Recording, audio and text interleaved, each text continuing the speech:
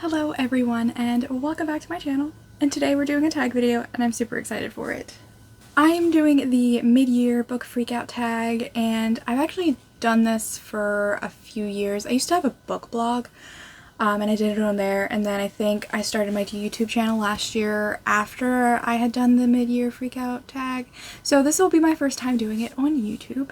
I don't know who created the tag because it's been around for so long and so many people do it. It's kind of hard to find the origin. If you know it by chance, go ahead and share that in the comments, but we'll go ahead and just get started. I will say that there is going to be one question that I'm skipping, but all of the questions will be posted in the description box, so feel free to do this video yourself, or if you're not a YouTuber and you want to respond to the questions in the comments, that would also be super fun. Or respond to questions that you would like to respond to. Okay, so let's go ahead and get started. And I will say, I feel like this year has been such a weird reading year for me. I feel like in previous years it's been really easy for me to pinpoint like the best books I've read so far and things like that, because I feel like this time last year I already knew at least two books that I loved so much. And while there are books this year that I've really loved, none of them, well, not many of them I can pinpoint as something that like these will be all-time favorites like for the rest of my life. I feel like a lot of these books might just be favorites for now, which I'm okay with. There's nothing wrong with that. It's just like strange to me. So the first question is, what is the best book you've read so far in 2021? I feel like this is an interesting question because most people take it, what is your favorite book of the year so far? But the question states, what is the best book? And what do you mean by best? Like the best written book? I am going to take it as, what is the book that I can't stop thinking about, that I'm going to reread, that I had such a great time reading? And I can definitely pinpoint that book because I think about this book all the time and think about like, when am I going to reread it, because I really want to, but it's kind of a thick one, so that's why I haven't done it yet. And that book is A Court of Silver Flames by Sarah J. Maas. I know people have their issues with Sarah J. Maas and her books. I don't really care. I really enjoyed reading this book. I thought it was super fun. I thought it was very deep at the same time. She talks about a lot of important issues in this book while also being like a really fun fantasy novel. I'm really excited for it to continue. I loved the romance in this book so much. I love our two main characters. I know a lot of people, I think it's funny because so our main character is Nesta, and in the first few books of this series, Court of Thorns and Roses and so on, like everyone hated Nesta because she's a bitch. But I feel like at that point you're not seeing the whole side of her, and for me to read this book I just felt like I connected with Nesta a lot. I just really loved her story, so I gave this book 5 stars. Is it the most well-written book I've ever read? I'm not gonna say no or yes, because who am I to judge, you know? I just really love this book, and I'm gonna continue with the series obviously, and I'm gonna reread it eventually, maybe sometime this year. It is over like 700 pages long, so don't know if that'll happen soon, but this I think is the best book I've read so far in 2021 because it is the book that has made me think about it over and over and over again. And the next question, kind of follow up, the best sequel you've read so far in 2021, and I've actually not read many sequels. I don't tend to read series because I usually hate them, but you could say A Court of Silver Flames is my favorite sequel of the year. But other than that, the only other sequel that I could think of that I really enjoyed was Lumberjanes Volume 2, because again, I just haven't read many sequels, and those two were probably the best ones of the sequels that I've read. So there you go. The next question is new release you haven't read but want to. You haven't read yet but want to. And I am going to talk about multiple books. I feel like I'm not going to choose one for pretty much any of these questions, so I'm sorry, not sorry. But first, one that I really am excited to read, especially this summer, is People We Meet on Vacation by Emily Henry. And this is kind of a second chance romance, I think. I don't really know much more about that, and I don't really want to, but I'm excited to read it.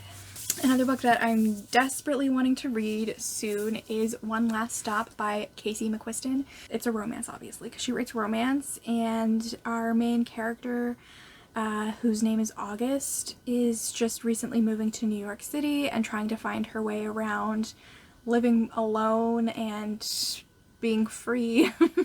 And then she meets Jane on the train, and romance. And then the last book that a new release that I'm really excited to read soon, hopefully, is The Maidens by Alex Michaelides. I didn't read his last book, The Silent Patient, because I wasn't really interested in it, and then I read some spoilers about it and I was like, well, that just seals my uninterest. So I'm really excited to read this one though, because it takes place on a college campus, I believe, and it's kind of like a dark academic mystery. So I mean, it just sounds really interesting, and I just really like the cover too. And the next question, kind of similar, your most anticipated release for the second half of the year, and that's definitely Under the Whispering Door by TJ Klune. So excited to read that after The House in the Cerulean Sea, which I'm also planning on rereading eventually this year maybe. And so I'm really excited to read the second novel. I don't know if it's supposed to be in the same world. I'm assuming that it is going to be at least somewhat similar. I haven't really read the synopsis again. I don't really do that. But I'm really excited to read it. So that is definitely probably going to be my number one most anticipated release for the rest of the year. So the next question is the biggest disappointment, and again, this, you could take this in so many different ways, and I'm gonna talk about quite a few books, and I'll start with The Invisible Life of Addie LaRue. This was just disappointing to me because, one, there was so much hype about it, and what people were saying was not actually what this book was about. And then also the previous books that I've read by V.E. Schwab, like Vicious and Vengeful, I absolutely loved those books. And this was just so disappointing to me. Maybe, I don't know, I might just keep it and reread it one day, because maybe, you never know, maybe my tastes will change and I'll like this. But at this point, I don't really see that happening. Some of the other disappointments, we'll go back to that sequel question. The most disappointing sequel I read this year was Blood and Honey by Shelby Mahurin. It just solidified to me why I don't read sequels, because this book was so bad. I hated it. Like, it makes me angry just thinking about it. So yeah, that was definitely a huge disappointment, because I loved the first book. So it's always disappointing. That's why I don't love series, because I'll read the first book and I'll be in love with it, and then I'll continue in the series and be like, well, that just ruined it. So that was disappointing. And then some other disappointments for me were some Persephone retellings that I read this year. I love Persephone and Hades retellings. They're my favorite type of retelling. And two that I read this year was a graphic novel, Persephone. I don't remember the author's name. I did not like that book because it was not a Persephone and Hades retelling. It was not. It was a fantasy graphic novel, and the main character happened to be Persephone. Hades wasn't even in it. So that was super disappointing. And then the second one that was super disappointing was Neon Gods by Katie Robert, I think the author. Just because the cover is beautiful. I love the title, Neon Gods. It sounds so compelling. And it was just poorly written. It's funny because somebody I saw on Instagram was like, oh, which book should I read next? And Neon Gods was one of the choices, and I commented and I was like, oh, this book was so bad. And she commented back and she was like, oh, I'm sorry it didn't work for you. And I was just like, no, it was a bad book. It's not that it didn't work for me, it was bad. But again, that's my opinion, I guess. I thought it was poorly written. It was just not a well executed book at all, and it was really disappointing. So yeah, those were my big disappointments of the year so far. Hopefully I'm not disappointed at all for the rest of the year, but what's the likelihood of that? And then the next question, kind of similar, is the biggest surprise. You can take that in different ways, like biggest surprise as in you thought you were going to love this book and you didn't, or biggest surprise as in you did not see where that was coming from. You know, there's so many different ways to take this question. So I've got 3 answers for this one. First being The Song of Achilles. This was a surprise to me because everyone loves this book. I loved Circe by Madeline Miller, and I did not love The Song of Achilles. For 2 reasons. One of the reasons is because it was about war, and I'm never going to love a book about war. I think I could say that. Second reason is the ending. I don't want to spoil this book, but I'm assuming we all know what happens to Achilles. Like, it's a well-known story, so I'm assuming we all know, like, that happens. But anyway, I felt like Achilles did something, and I didn't agree with what he did with, and it was never discussed, never learned a lesson from it. Like, I didn't like that. And the ending just came too quickly when it happened, and I flipped to the next page expecting there to be more. I was like, oh, that's it. Okay. I mean, sure. So, it was a little disappointing. It was kind of a surprise to me in that way because I thought I was gonna love it. I didn't hate it, that's for sure, but I was just like, oh, okay. Opposite, though, a book that I was absolutely surprised by my love for was A Heart of Blood and Ashes by Mila Vane. And can I just say, we're all tired of these a blank of blank and blank titles, but this one was just so good. It is an adult fantasy romance that is just set in this very compelling world. Very, I guess, similar vibes to Game of Thrones, but to me it was so much better because it was a world that was not like ours in the fact that they treated women like they were human beings. And that's something I hate about Game of Thrones, that Game of Thrones treats women like they are treated in our world, even though it's a fantasy world. Anyway, so I just really loved it. I loved the romance in it. I loved how it was brutal, but I still could read it because I am very sensitive to things like that, and I don't love reading like really gory, really war type books. But this one was written in such a way that I didn't feel that I was too fragile, that I didn't feel like it was too much for me. So I really liked that. So it was just a good surprise for me that I found this really great series that I'm really enjoying. And then the last book that I want to talk about is Before the Ever After by Jacqueline Woodson. This is a children's novel and it is written in verse, and this is a surprise for me because I have previously stated I hated books in verse, and I loved this book. It was also surprising to me because I didn't read the synopsis and I was like, oh, that's what this book is about. Interesting. Because it's about a child and his father and their relationship, and his father who is suffering from, I don't know if they specifically diagnose him, but he is suffering from having a lot of concussions from being a football player. And so it was such a good book. And Jacqueline Woodson just is a phenomenal storyteller. So I just really enjoyed it. The next question, favorite new author. I can't say I really have a favorite new author because I don't feel like I've read enough from the only author that I can think of that I've read enough of. I didn't love all of her books, so I feel like I can't call her a favorite author. But if I had to choose someone who was a favorite new author, I guess I would say Mila Vane, who wrote A Heart of Blood and Ashes. This is the second book in the series that I'm excited to start soon. And I read her novella, The Beast of Blackmore, which was good. I just didn't love it because it was a novella. So I would say that I guess she would be a favorite new author. I'm going to read her backlist and the books that she wrote under her other name, which I think is Maljean Brooke, something like that. But I really enjoyed her storytelling so far and her world building, so we'll see. Next question, newest favorite character. And this one I kind of struggled with finding one too, just because, like, again, this was just like a weird reading year for me so far that like nothing is like blowing my mind as of yet. In the way that it has in previous years. But the character that sticks out most to me is Zaph from Take a Hint, Danny Brown. He's the hero of the novel, and I absolutely love his character. And for so many reasons. He's just like, he's such a good person.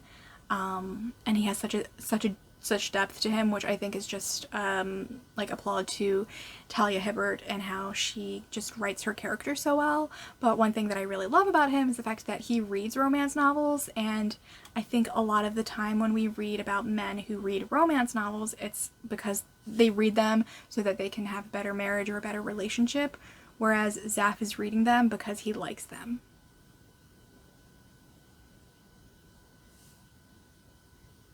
And obviously, I love that.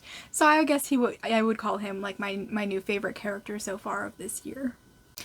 The next question, a book that made you cry. And again, this year has been one of those weird years where I just feel like I'm not having a visceral reaction to a lot of the books that I read. Not that they're not good, they're just like not, maybe I'm just becoming very unfeeling. But I guess I can talk about a couple of books. Of course, I finished Little Women earlier this year, and this book is a tearjerker at specific parts. And then I guess another book that made me cry was The Song of Achilles. I mean, yes, there are issues that I have with that book, but it's still very moving, and the relationship between Patroclus and Achilles is so beautiful, and the ending was just so heartbreaking. So it did make me cry, even though I didn't love it. And follow-up book that made you happy. There are quite a few books that made me happy, and of course number one will always make me happy is Nevermore, The Trials of Morgan Crow by Jessica Townsend. I talked about this in a recent vlog where I got my first bookish tattoo based on this book, and so just having that and then reading this at the same time, it made me so happy, and I'll always love this book, and I'm glad that I now have a tattoo to commemorate my favorite middle grade fantasy novel and just how much I love it. Other books that made me happy, Felix Ever After by Casey Callender. I really loved it. It's probably my new favorite YA contemporary novel. It's such a great book because it had like such hard-hitting contemporary themes, and it was just a great, like, different book that I just loved it so much. But it just made me so happy in the very end because Felix, while he goes through so much like hard stuff in this novel, like, he has a happy ending, and I just loved it because I love happy endings. And that brings me to the other book that made me really happy, The Soulmate Equation by Christina Lauren. Obviously this book is going to be on this list because I love Christina Lauren, they're my favorite romance authors, and this book again just had a happy ending and I loved it, and this book was just so fun, and the characters I thought were just so fun, and I just loved it so much. So another book that made me super happy. The next question is the most beautiful book that you bought this year, and I have been buying a lot of books this year and I need to slow down, but this book, I absolutely adore the cover, and that's Graceling by Kristen Cashore. It's so pretty. I don't know, like, if you're familiar with this book and you've seen the previous cover that I think it was first published with, I was never interested in reading it because the cover was just kind of like really boring to me and it never drew my eye, and I didn't really hear a lot of people talking about it. But then I saw that they were republishing them with new covers because the newest book just came out in the series, and they're all gorgeous. Like, they're all on the back here. I don't know if you can see those, but they're so beautiful, and I'm just so excited to read this series now because, I mean, I feel like it's marketing, you know? People are gonna want to read your books if the covers are beautiful, and this one is definitely that. So definitely excited to read this because of its gorgeous, gorgeous cover. And finally, the last question. What books do you need to read by the end of the year? And there's a lot of them, I'm not gonna lie. I was doing 3 challenges this year, the 21 books that I own in 2021 that I want to read, 10 classics I want to read in 2021, and then the Goodreads Fiction Award nominees and winner. I was going to read all of those in 2021, and I'm not anywhere close to completing any of those challenges, so I'm not going to put the pressure on me to do that because I know it's not going to happen. But besides those books, a couple of books that I really, really want to read by the end of the year. I want to finish Warbreaker by Brandon Sanderson. I've been reading this for a while. I'm past the 100-page mark. It's just like I've been so obsessed with like dark and dramatic, angsty romance right now. That's all I want to read, so I've put this down, but I'm going to pick it back up eventually and hope to finish that by the end of the year. The other book that I'm just like dying to read, and I know I'm going to read it this year, and I'm really hoping that I finish it this year, but it's very ambitious, and it's Anna Karenina by Leo Tolstoy. First of all, this is just another beautiful cover, and I am going to be reading this with Carolyn from Carolyn Marie Reads and Emma from her channel Emmy. They are doing this Tolstoy versus Dickens debate, and they're like reading all of their books, which is super ambitious and good for them. But they're reading Anna Karenina in July and August of this year, so I'm going to be reading this with them, and I'm so excited to read it. Today is June 20th, and so I've just got 10 days before I'm gonna start reading this, and I'm really excited. Also very nervous, terrified, anxious, but just really looking forward to the story. I mean, I know pretty much how it ends, I just don't know how we get to that ending. So I'm really excited to read it. So yes, 2 books that I really need to finish by the end of the year. And that is the mid-year freakout tag, the mid-year book freakout tag. And before we leave here today, I'm going to just go over some stats, I think, about like books that I've read so far. And as I'm filming this video, I have reached 84 books for 2021, which is the most I've ever read so far in a year. It's like fantastic. It's just mind-boggling. I've been reading a lot of romance. Again, I feel like this year is just the year for romance. I've just been reading so much of it, and I've just been really enjoying it. I love like the light and fluffy romance. I love the dark and like super dramatic, angsty romance. I love the steamy romance, and I just like, I've been loving all romance, and so I've read so much. I'm not gonna give you a count because that would take forever, but yeah, 84 books so far this year. So this video will probably go up by the end of June, beginning of July, so if I've read more by then, I'll try to put that number right here just to give you an idea of where I am, because it's really exciting. And I mean, I've been reading a lot of novellas and graphic novels this year, and a lot of short books, but you know, sometimes short books, they're just fantastic. And sometimes they're my favorites, so yeah, I'm pretty proud of myself for reading as much as I have, especially since I've started a new job. So yeah, there's no doubt that I'm gonna finish my Goodreads challenge of 100 books, that I can finish some good books. Maybe when I reach it, I'll focus more on like reading some of the big books that I've had on my TBR for a while, like the Priory of the Orange Tree. It's a giant book that's been on my TBR for a while. So very ambitious books that I would like to get to by the end of the year. And that'll be all for this video. I hope you enjoyed it. If you did, please give it a thumbs up. Again, please comment below any of your answers to these questions. And really, I really love this tag, so I'd love to hear some of your answers about like the best book you've read so far, some books that were really disappointing to you, some books that were some good surprises. Who's your favorite character that you've read so far this year? Please let me know in the comments. I'd really love to know. Don't forget to subscribe to my channel so you don't miss out on any of my bookish content, and I'll see you in a new video soon.